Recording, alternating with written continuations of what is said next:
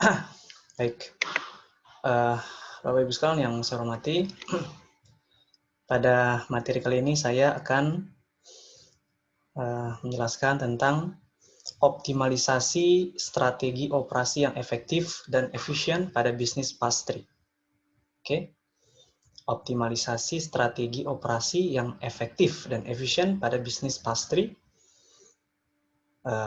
ditulis oleh Rizky Aina Asyahadat, dosen Prodi Teknik Industri Universitas Pamulang. Tulisan ini atau penelitian ini telah dipublikasikan pada JITMI volume 2 nomor 1 Maret 2019. Dari judul ini kita bisa mengerti bahwa diperlukan strategi yang tepat ketika kita menjalankan suatu usaha. Dibutuhkan strategi terbaik supaya usaha yang kita lakukan itu dapat berjalan dengan efektif dan efisien. Ya, tidak hanya efektif, tapi juga harus efisien. Efisien penting, namun apabila tidak efektif juga tidak akan memiliki manfaat. Nah, ketika kita bekerja menggunakan strategi yang optimal, harapannya kita mampu menjadikan bisnis kita berjalan secara lebih efisien, ya tidak ada pos-pos anggaran yang terbuang percuma, pada gilirannya usaha tersebut dapat berjalan secara efektif dan menghasilkan keuntungan. Oke, saya bacakan dulu abstraknya. Optimalisasi strategi operasi yang efektif dan efisien pada bisnis pastry. Oke, pada bisnis pastry terdapat ya terdiri dari beberapa faktor. Ya, pertama, politik atau legalitas perusahaan, ekonomi, sosial, budaya, demografis, teknologi, kompetisi, yang merupakan representasi dari faktor eksternal perusahaan. Nah, jadi apa saja? Ya, politik atau legal, ekonomi, sosial, budaya, demografis, dan seterusnya. Ini menjadi salah satu faktor kunci agar usaha yang dijalankan itu dapat berjalan secara optimal. Permasalahan usaha kecil dan menengah atau UKM di Indonesia pada umumnya relatif sama. Namun, penentuan strategi untuk peningkatan daya saing tetap harus dilakukan oleh UMKM. Nah, jadi permasalahannya relatif sama. Permasalahan yang berkaitan dengan akses keuangan, permasalahan yang berkaitan dengan literasi keuangan, permasalahan yang berhubungan dengan pertumbuhan UMKM, laporan keuangan UMKM. Sehingga UMKM tersebut sulit dipercaya oleh pihak perbankan karena memang mereka tidak mempersiapkan segala persyaratannya dengan sangat serius. Ya, mereka hanya sekedar umumnya ya sekedar berusaha saja, namun tidak dengan rapi mencatat setiap pemasukan dan pengeluaran yang dilakukan.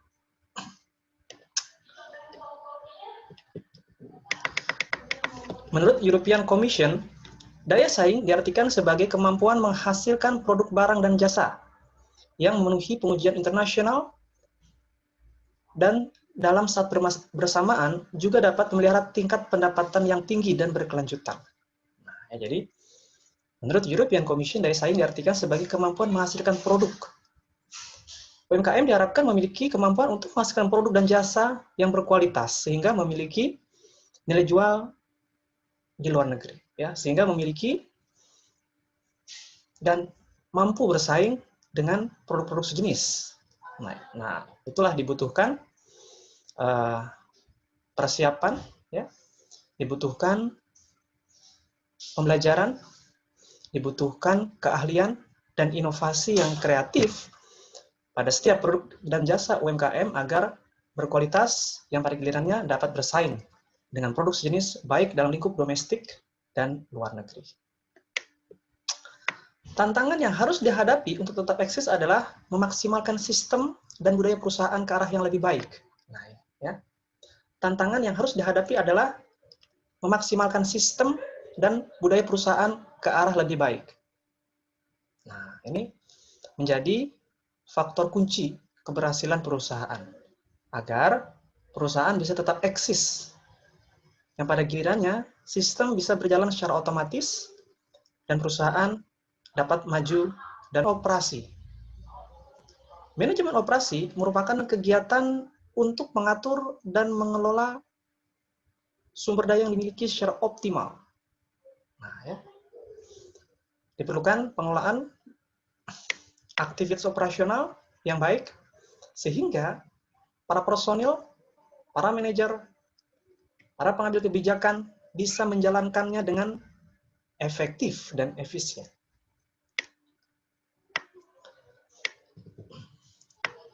Kemudian PT XYZ didirikan pada tahun 2001, ya, sini sampelnya menggunakan PT XYZ. Didirikan pada 2001, perusahaan ini merupakan perusahaan perdagangan makanan berskala menengah yang pada saat ini sedang berkembang.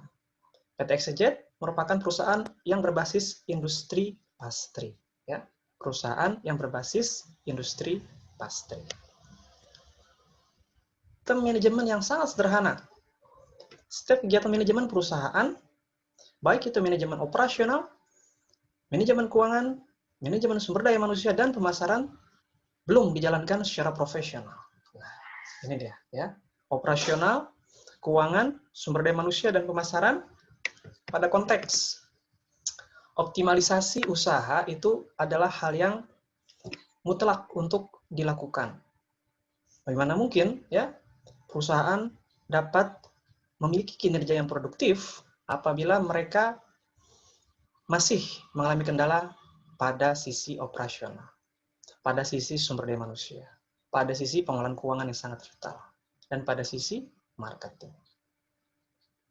Perusahaan yang baik, perusahaan harus mampu, ya, merencanakan dan menempatkan SDM yang sesuai dengan bidang dan pengetahuannya.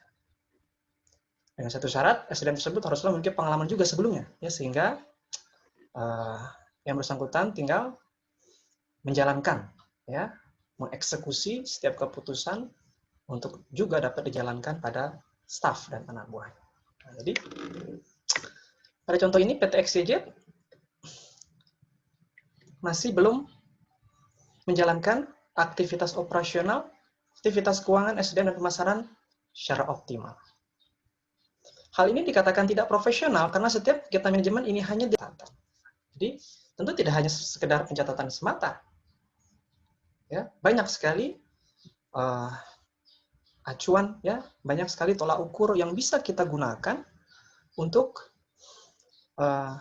perusahaan bisa menjual produk dan jasanya secara lebih luas. Banyak jalan dan banyak cara perusahaan bisa dari pengelolaan aktivitas 4 divisi utama, operasional, keuangan, SDM, dan pemasaran. Ini harus bersinergi satu sama lain untuk memajukan perusahaan. Ya, sehingga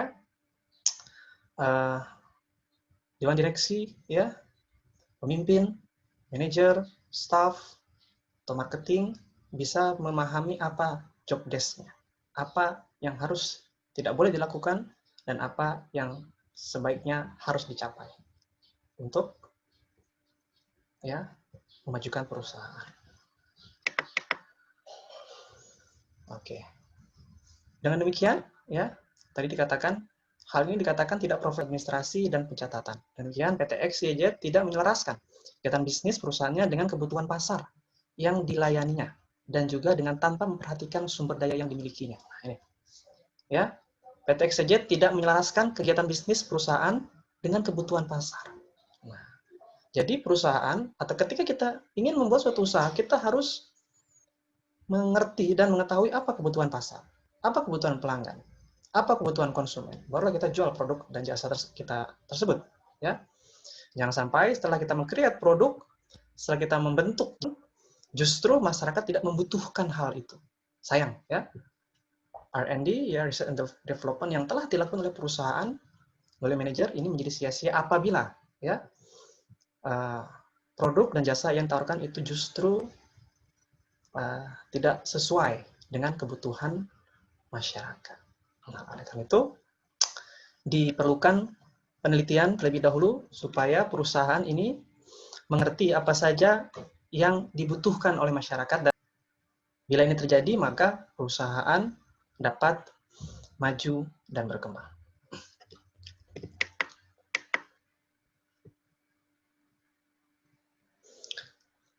Hal tersebut terjadi dengan manajemen operasional, ya. PT XYZ ini, buat perusahaan ini, hal tersebut terjadi dengan manajemen operasional, di mana PT XYZ tidak memiliki manajemen operasi yang efektif dan efisien. Jadi langsung kelihatan ya permasalahan di mana, kendalanya di mana. Jadi dari tulisan ini kita bisa dengan cepat memahami bahwa kelemahan PT XYZ adalah tidak menempatkan dengan bidangnya pada posisi-posisi yang sesuai, ya, pada posisi-posisi yang sejalan dengan keahlian yang dimiliki. Utamanya 4 divisi penting: operasional, keuangan, sumber daya manusia, dan pemasaran. Ya, keempat-empatnya ini saling melengkapi dan menutupi kelemahan masing-masing. Ya, tidak bisa berjalan sendiri-sendiri. Semuanya haruslah penuh dengan koordinasi. Jika itu terjadi, maka suatu perusahaan akan dapat mencetak laba yang besar. Ya, tidak ada masalah-masalah internal yang mengganggu. Nah, ya. Jika terjadi yang sebaliknya, ya, mereka harus membenahi dulu ya masalah internalnya untuk dapat menciptakan laba yang lebih besar. Oke, kita lanjutkan lagi. Pengertian optimalisasi. Optimalisasi adalah hasil yang dicapai sesuai dengan keinginan. Oke? Optimalisasi adalah hasil yang dicapai sesuai dengan keinginan. Berarti optimal. Jadi, optimalisasi merupakan pencapaian hasil yang sesuai dengan harapan secara efektif dan efisien. Jika tidak sesuai dengan keinginan, maka tidak dikatakan optimal. Sesuai dengan harapan, ya, hanya tercapai target 50% atau 80%, maka tentu tidak bisa dikatakan optimal. Apabila dikatakan optimal, sesuai, ya, targetnya 100, katakanlah dicapai 100. Itu dikatakan optimal. Optimalisasi berasal dari kata optimal yang berarti terbaik atau tertinggi.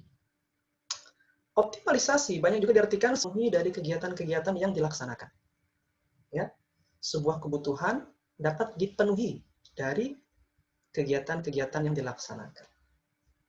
Oke, kita baca lagi. Winardi tahun 1996 menjelaskan, optimalisasi adalah ukuran yang menyebabkan tercapainya tujuan. Ya, ukuran yang menyebabkan tercapainya tujuan.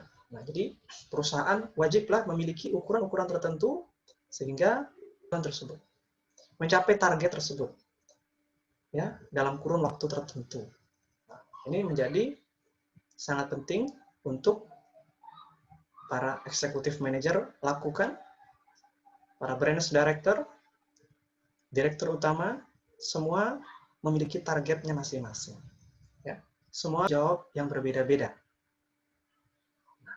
Jadi, ukuran yang menyebabkan tercapainya tujuan merupakan definisi dari optimalisasi menurut Winardi. Jadi, secara umum, optimalisasi adalah pencarian nilai terbaik dari yang tersedia dari beberapa fungsi yang diberikan pada suatu konteks. Itu contoh sederhana atau penjelasan sederhana dari. Oke. Kita langsung ke konsep manajemen strategik. Manajemen strategik adalah rangkaian dari keputusan manajerial dan tindakan untuk menentukan kinerja perusahaan. Oke, rangkaian dari keputusan kinerja perusahaan. Nah, seorang manajer memutuskan yang terbaik bagi perusahaan menurut pengalamannya. Kemudian diharapkan keputusan tersebut dapat menciptakan kinerja tertinggi bagi perusahaan. Seorang manajer kepada seluruh anak buahnya. Seorang manajer yang baik tentu tidak hanya mampu menyuruh saja atau memerintah saja, namun juga harus mampu mentransformasi, setiap pengetahuan yang dimiliki, setiap pengalaman yang dimiliki, untuk dapat juga dilakukan oleh anak buahnya, untuk juga dapat dikerjakan oleh stafnya, sehingga perusahaan tidak ada ketergantungan, ya, kemampuan berjalan secara merata. Nah, ini menjadi faktor vital yang memang harus diperhatikan oleh perusahaan apabila perusahaan ingin maju dan berkembang serta sustainable. Jadi, tindakan untuk menentukan kinerja perusahaan dilakukan dengan cara pengamatan lingkungan, formulasi strategi, implementasi strategi, dan evaluasi pengendalian. Pengamatan lingkungan, ya, kita buka usaha, maka kita amati lingkungan sekitar kita. Bagaimana? Bagaimana keadaan lingkungan sekitar kita? Ya, bagaimana dengan kompetitor? Bagaimana dengan daya beli masyarakat? Bagaimana dengan perizinannya? Bagaimana dengan lokasi usaha yang berdekatan dengan tempat tinggal warga? Nah, segala sesuatu itu memang harus direncanakan sedemikian rupa. Kemudian, formulasi strategi. Apa formulanya supaya perusahaan bisa maju dan berkembang?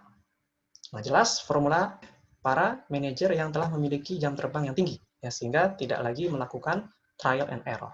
Mereka sudah teruji untuk dapat memajukan perusahaan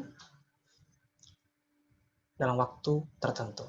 Sehingga jangan heran, banyak perusahaan yang meng-hire para manajer yang telah memiliki pengalaman banyak untuk digaji lebih tinggi dari perusahaan sebelumnya, ya, dengan harapan keputusan keuntungan perusahaan. Kemudian implementasi strategi. Nah, jadi setelah direncanakan, strategi tersebut diimplementasikan, dijalankan. Setelah dijalankan, maka dievaluasi serta dikendalikan. Ya. Jika ada yang kurang, dievaluasi, diperbaiki, kemudian dikendalikan, ya, agar tidak menabrak aturan-aturan kemampuan, ya, jangan sampai juga jam kerjanya terlampau lama, ya, mentang-mentang ingin optimalisasi jam kerjanya hingga katakanlah 18 jam, ya, 16 jam tanpa ada istirahat. Tentu itu sangatlah memberatkan, utamanya berkaitan dengan kesehatan karyawan. Nah, jadi pada tulisan ini kita bisa mengambil manfaat bahwa apabila kita memajukan suatu usaha pada perusahaan kita, maka 4 divisi, ya, 4 bidang itu betul-betul harus diisi oleh orang-orang terbaik di bidangnya.